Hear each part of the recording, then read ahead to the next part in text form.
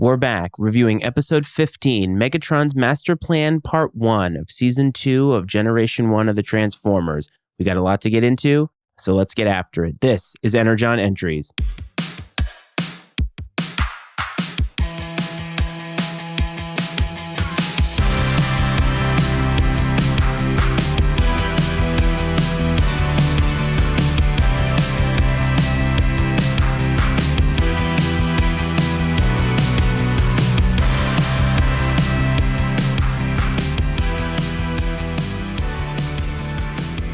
Welcome back to Energon Entries, everybody. As always, this is your host, Matt Freites, and I want to say thank you for sticking with me after not coming out with content last week.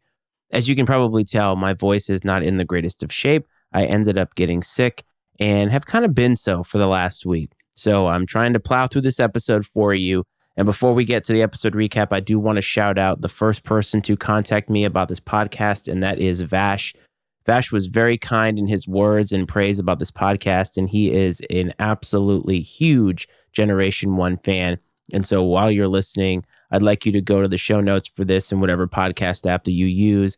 Check out his Instagram because he definitely has a very extensive collection of Transformers figures and other dioramas and things. And he was nice enough to contact me about this show. So I want to thank you, Vash. I want to thank everybody who listens. And with that, let's get into the episode recap. The episode begins with the mayor of Central City inaugurating a new solar tower, only to be interrupted by an attack from Starscream, Thrust, Dirge, and Ramjet. The Decepticons retreat after a fierce battle with the Autobots, who are later honored at City Hall. Meanwhile, a power-hungry businessman, Shawn Berger, is manipulated by Megatron into believing that the Autobots are the true villains. Berger records a staged scene of the Autobots stealing energy, which is later used to frame them in front of the public. With their reputation tarnished, the Autobots are arrested and put on trial, where they are found guilty and banished from Earth. The episode ends with Megatron and Shawn Berger at Autobot headquarters, where Megatron reprograms the Autobot shuttle guidance system, sending the Autobots on a one-way trip into the sun. So this episode is a two-parter, which you obviously get into, and all of that comes with the narrator, which I obviously enjoy. But the fascinating part, thinking about this episode, is that it's all centering around a solar energy facility at the beginning. And when it's opening, I can't help but think of the Master Builders episode, which Optimus Prime didn't want Grapple and Hoist to actually build. They ended up building it, and obviously that whole episode was a disaster in and of itself. So it's ironic that this is all taking place around a solar energy facility when this is something that Optimus Prime didn't want built himself because, well, the Decepticons could take it over. But yeah, let the humans build it. That's fine.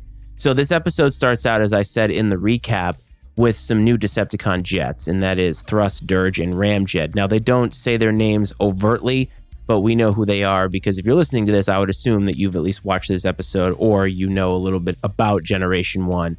So we're going to put their names out there. And Starscream, though, appears with them, and he appears to almost be leading them. I would say that Starscream seems like the leader of the original Seekers, and so maybe he's the de facto leader right now of these new jets until maybe they find their place within the Decepticon ranks. So this human, Shawn Berger, appears to be the only one willing to stay a step ahead of the Decepticons by laying some sort of a trap. Now, he is definitely selfish in that all of his moves are political plays. He's trying to one-up his opposition, which is the person that is in office.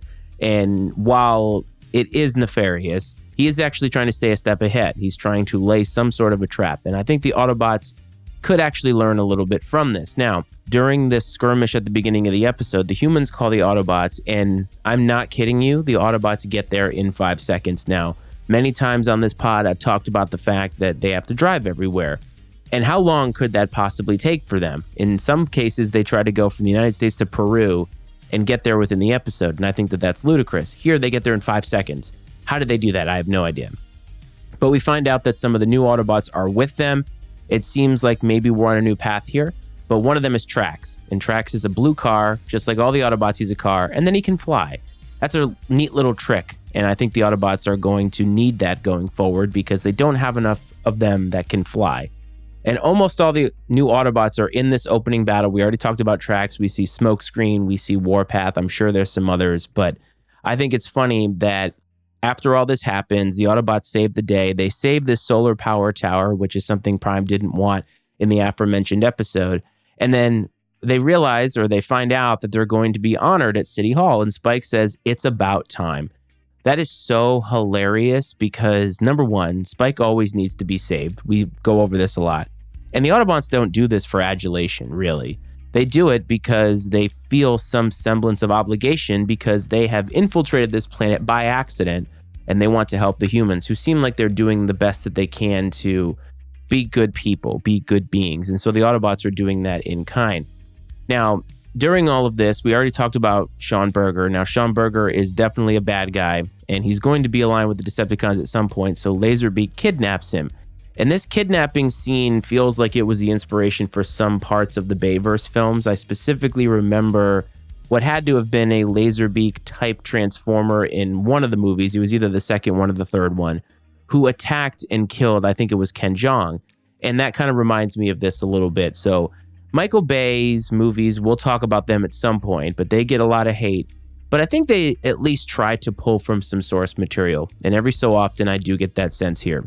Megatron now, I feel like, is getting a little bit smarter because he's not just playing a physical game trying to one-up the Autobots in terms of resources. Now he's thinking a little bit more strategically by trying to get politics and propaganda involved. And so he wants to use propaganda to brainwash people about the real intentions or who the real Autobots are. And it's funny because in today's world, and this is not a political statement, but in today's world, we hear a lot of terms like fake news or something isn't real, deep fakes. And Megatron, 40 years prior to today, is trying to tap into that a little bit. He's trying to pull the wool over the humans' eyes by giving them a propaganda piece to make them feel different about the Autobots. And it just shows you that not just today, but in decades past, for a long, long time, the media has always been something that's been under our scrutiny. And to be honest, they always should, because we should never take every single thing, including this review, at face value. It's why I always tell you that you should go and watch the episode for yourself. But using a smear campaign against the Autobots, really, really intelligent. Although while they were making this propaganda video, Optimus Prime's cackling laugh in it, which was Peter Cullen's voice, it was definitely unsettling. And he sounded like he smokes way too much. Like the voice was so raspy and so different than what we are used to from Optimus Prime that you'd think that the humans would know immediately that wasn't them. But for the entirety of this show, the Decepticons have done nothing but try and take over the Earth. And this plan now, including a propaganda video, all they have to do is show one of these videos and it turned the entire tide of the humans against the Autobots. One video. That's all it took. For the Decepticons, there's no body of work. For the Autobots, there's no body of work. It's just this video. Oh my goodness, they are awful. Let's turn the tide on them. And I think that's great. In all of this, though, in this whole thing at City Hall, Chip is back. And all of a sudden, there he is in his wheelchair. And you think, well, where has he been this whole time? And Spike and Sparkplug are with him, notably always wearing their work clothes. They must always wear those. Now, I get it, okay? There is a need to show the characters looking the same way all the time because of familiarity. That's the way they always look. And especially for kids, you want to give them an idea of who people are by the way that they look. Nuance is kind of lost on kids in the age range that I assume this was written for. It just makes me laugh in my 40s to think they always have a hard hat on all the time. Now, I guess they're with a bunch of robots, so you never know, but I just think it was great. So going back to the piece of evidence, the most believable piece of evidence that the Decepticon provided was actually one from inside the Ark. And the reason that is true is because the Decepticons are always able to sneak in there. So them having insider footage from inside Autobot headquarters is absolutely perfect and is certainly a through line for the entirety of this show, because I've talked about that so many times that there are no defense systems on the Ark that can keep the Decepticons out. And so, of course, let's go in, sneak in, successfully, I might add, and make some of this propaganda piece. So after the humans decide they don't like the Autobots go back to their headquarters to regroup. And while they're talking about everything that's happened, they're in shock, of course. Sunstreaker starts going on this rant, calling humans ingrates, and all of this is kind of proving the point of the video. They don't acknowledge it internally. I mean, obviously, Optimus Prime tries to stay calm, tries to keep the Autobots calm because there are many Autobots who want to sort of retaliate against the humans on this. But Sunstreaker saying all this is kind of the point of the video. And obviously the Autobots are not perfect. They're certainly fallible. And in this case, when you are presented with accusations of something you didn't do, you're going to feel a certain way. And so I can kind of understand where Sunstreaker is coming from, but saying the quiet part out loud was definitely not smart. Now, as they're waiting and kind of regrouping, the humans come back, including Berger and including the good politician, or the quote-unquote good politician. Now they're under arrest. And the concept of robots being under arrest is laughable, because if the Autobots really wanted to, they could destroy all the humans. They absolutely could. It's not something that the show taps into very often. I'm talking about real overt violence, but they definitely could. And the character of Berger gives me vibes, the way that they presented him in a lot of today's politicians. Nobody specific. It's just sort of a general vibe of they'll do whatever they want to do. I'm talking about politicians to get what they need and to get what they want. Doesn't matter what kind of lines they have to cross. And that's just part of being human. And it's not a political statement. It's a humanity statement. So this episode is kind of giving me some vibes there. But Spike, who I give a lot of crap to because he doesn't find himself useful, at least to me, tries to make himself useful as he starts going over the video footage, and I like that. Now, when they're in court getting their sentence, the judge calls Chip a child, and that part I don't really understand. Now, with Spike, we know that he is definitely younger than you think because they make reference to the fact that he can't drive, but then I was also uncomfortable about the fact that he was trying to date Carly, who was going to MIT, or at least had gone to MIT, and when we first met Chip, he was working at a science research facility. They didn't say he was an intern per se, but they also didn't say how old he was. And so maybe it's just some old boomer calling a younger person a child or a kid. But I thought Chip was a little bit older than a kid. I thought he was kind of in the same realm as Carly, just something that I noticed that I thought was worth mentioning here. So the Autobots get sentenced that they're banished from the Earth, and when they board the spaceship, it seems like the showrunners and the animators went the extra mile to show all of the Autobots. A lot of times in episodes, we see a small subset of Autobots, and I'm sure that has to do with animation constraints and time constraints and all that stuff. But in this case, I like that they went the extra mile to show every single Autobot that we've seen to date getting on this ship, because they're exiled. They're going to be sent away, and so there shouldn't be any of them. We should not have any doubt that they are gone. Now, the episode ends, of course, with Megatron sending the shuttle to the sun, but he does so by shooting the screen of Teletran 1.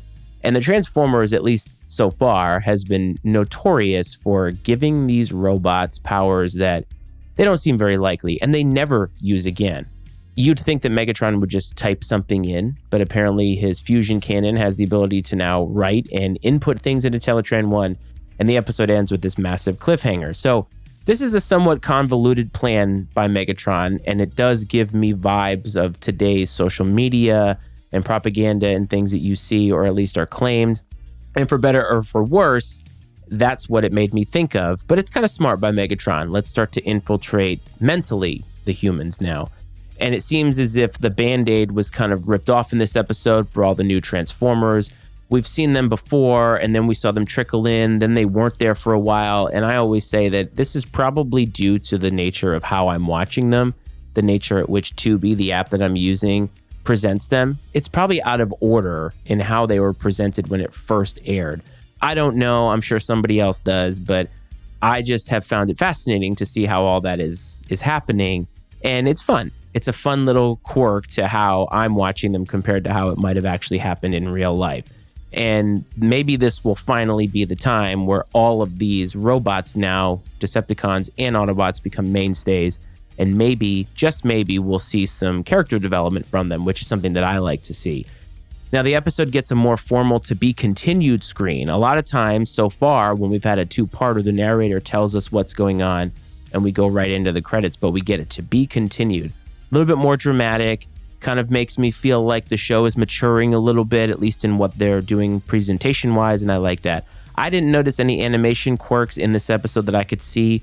Part of that is probably because I have to watch the show and type up notes as I'm watching it and things, and so there's probably some things that I'm going to miss. Not unlike in the NFL for all you football fans, delay of game, there's a split second between looking at the clock and looking at the ball snap. So if you know of some, of course, let me know. And speaking of that, if you want to get in touch with me related to this episode or any other episode of the show, email mattyicemedia@gmail.com. I don't have any plans for social media. I have been asked about guests. Right now, I want to keep this simple. I do some other content that takes up a lot of time in addition to jobs and kids and so many different things. I just like doing this podcast and I like presenting it to you. And so far to know that people really enjoy it, that makes me happy. So continue to contact, continue to support, and I will continue to put out the content. I hope this finds everybody well. I hope this finds everybody safe, as I always do. And I will talk to you next time for part 2 of this 2-part episode. This is Energon Entries.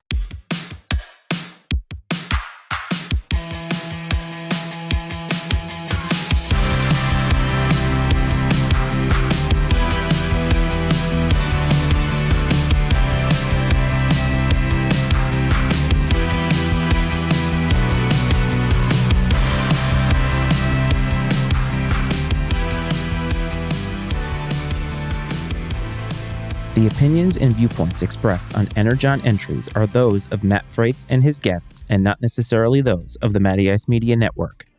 Energon Entries is exclusively owned by Matt Freitz and is brought to you by the Matty Ice Media Network.